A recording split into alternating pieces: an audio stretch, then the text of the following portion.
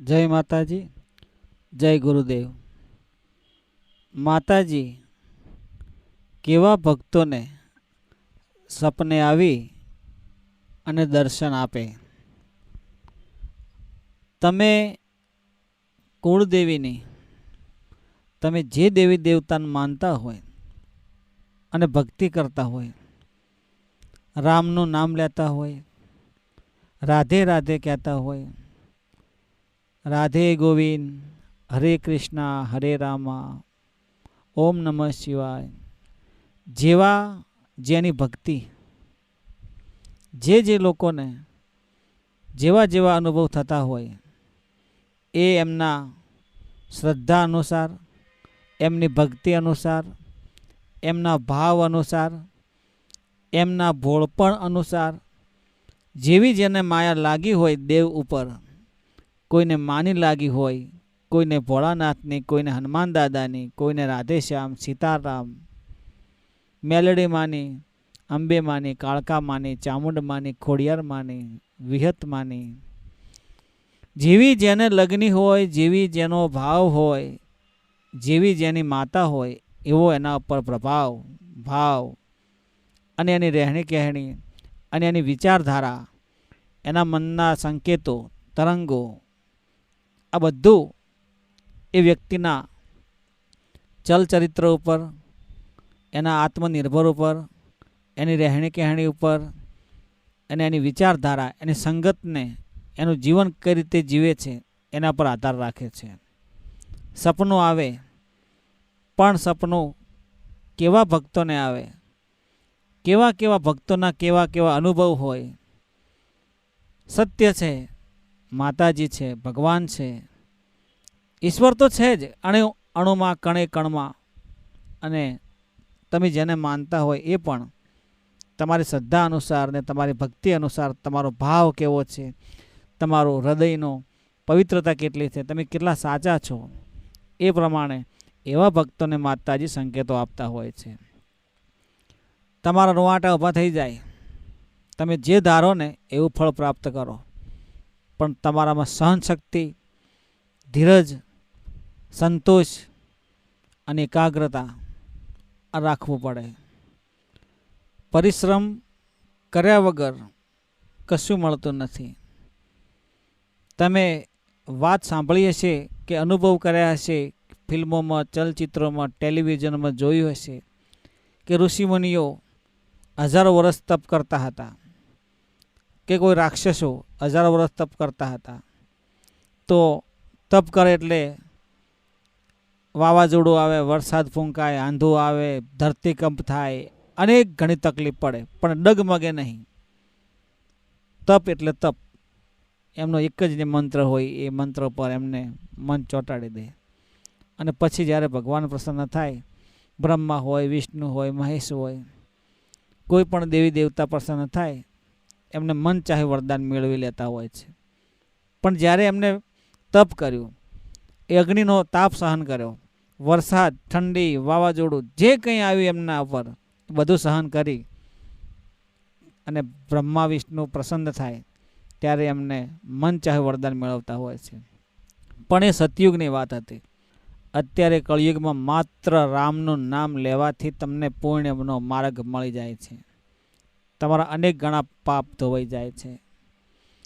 એવી રીતે માની કૃપા, માતાજીની, કુળદેવી માની, તમે જેને માનતા હોય એની માની મમતા મેળવી હોય, માના આશીર્વાદ મેળવવા હોય, તો મારો સીધો અને સાદો એક જ ઉપાય હું તમને જણાવું. તમને સાચો અને સરળ લાગે તો કોમેન્ટમાં તમારા મંતવ્યો, પ્રતિભાવો જણાવજો મિત્રો. તમે બધા જ એમ ખેમ સર્વકુશળ મંગળ હશો અને રહેજો એવી ગુરુદેવને, માં ભગવતી કુળદેવીને હું પ્રાર્થના કરું કે ધર્મથી ઢોકળાને પાપથી વેગળા રહેજો, સાચા રહેજો, નીતિ રાખજો, સંતોષ રાખજો ને શાંતિ રાખજો ને ધીરજ રાખજો. સાચી ભક્તિ સુખમાં કે દુઃખમાં અનુભવ કર્યા વગર કંઈ પણ પ્રાપ્ત થતું નથી. જેટલો તડકો છે એટલો છાંયડો છે, જેટલું સુખ છે એટલું દુઃખ છે, દરેકના બે પાસાઓ છે. એવી રીતે સમજી વિચારીને જીવન જીવજો. કુળદેવી માં છે, ભગવાન છે, માતાજી છે, ઈશ્વર છે, પ્રભુ છે, રામ છે, સીતારામ છે, બધા જ છે. પણ જેવો જેનો ભાવ, જેવી જેની ભક્તિ, જેવી જેની વિચારધારા, જેવો જેનો ભાવ પ્રમાણે ભગવાન મળતા હોય છે. હવે મિત્રો વાત કરીએ કે સપને કેવા ભક્તોને કેવા દર્શન આવે. જેવો જેનો ભાવ હોય એવા એમને દર્શન માતાજી ભગવાન આપતા હોય છે, પણ એમની વિચારધારા ઉપર આધાર રાખે છે. મિત્રો, ભોળાના ભગવાન છે એવી કહેવત તમે સાંભળી હશે. માતાજી છે, તમારો ભાવ સાચો હોય, તમારી ભક્તિ સાચી હોય તો ભક્તિના આધારે, ભક્તિના આધીન, ભક્તોને આધીન ભગવાન છે, માતાજી છે. જેવા જેવા ભક્તો એવા એવા માતાજીને લગ્ન લાગી હોય, એમની માયા લાગી હોય, એમની નીતિ ધર્મ સાચો હોય, પેઢીનું પુણ્ય હોય, એવી માતાજી એમને મળતા હોય છે. રાત્રે 12 વાગે તમને સપનું આવે માતાજી ભગવાનનું અને તમે ઊંઘમાંથી જાગી જાઓ અને માતાજી તમને સારા સારા સંકેતો આપે અને એ સંકેતો સાચા પડવા લાગે તો તમે ક્યારેય કોઈને કહેશો નહીં. અને એ સંકેત સારા લાગે, જનહિતના કલ્યાણ માટે લાગે, જન કલ્યાણ માટે લાગે તો તમારા ધર્મ, તમે પુણ્યના માર્ગે છો, સાચા માર્ગે છો એવું માની અને અતૂટ વિશ્વાસ રાખજો કુળદેવી ઉપર, તમારા માતાજી ઉપર, તમે જેને માનતા હોય એના ઉપર, અને તમારા ધારેલા કાર્યો સિદ્ધ કરે. કોઈ પ્રભાવ હોય શક્તિનો તમારા ઉપર તો એને જાળવજો, સાચવજો. કુળદેવી માના નામથી તમે કોઈને ખવડાવજો, એમના નામનું પુણ્ય કરજો, તમારી પેઢી તરી જશે. સપનામાં સાચા ભક્તોને માતાજી સપને આવીને દર્શન આપતા હોય છે, વાતો કરતા હોય છે અને એમને હેમખેમના રસ્તે લઈ જતા હોય છે, સારા માર્ગે માતાજી લઈ જતા હોય છે. માત્ર તમારે એટલું જ કરવાનું છે કે સંગત સારી કરવાની છે, સોબત સારી કરવાની છે. ગુરુ, કુળદેવી, તમારા જે વડીલો હોય એના ચીલા ઉપર ચાલવાનું છે. માર્ગે રહી, સાચા માર્ગે રહી અને સારું ભલું જગતનું થાય એવા કાર્ય કરવાના છે. બની શકે તો કોઈ શક્તિનો પ્રભાવ તમારા ઉપર હોય તો એને જાળવવાની છે. તો તમારે આટલું કરવાનું છે કે તમારે એક વાટકીમાં કે થાળીમાં લોટ લેવાનો છે, મુઠ્ઠી 2 મુઠ્ઠી, એમાં થોડું ઘી અને ગોળ માસળી દેવાનો છે અને ભેળવી, ઘી, ગોળ ને લોટ, ઘઉંનો લોટ ભેળવી અને જ્યાં કીડિયારું હોય અથવા તમારા ઘરના ચારે બાજુ કીડિયારું હોય કે કંઈ રસ્તો હોય, કોઈ જગ્યાએ કીડિયારું હોય એને પૂરવાનો છે. તો એ જગ્યાનો જે પ્રભાવ હોય એ તમને બચાવે છે, તમારી રક્ષા કરે છે.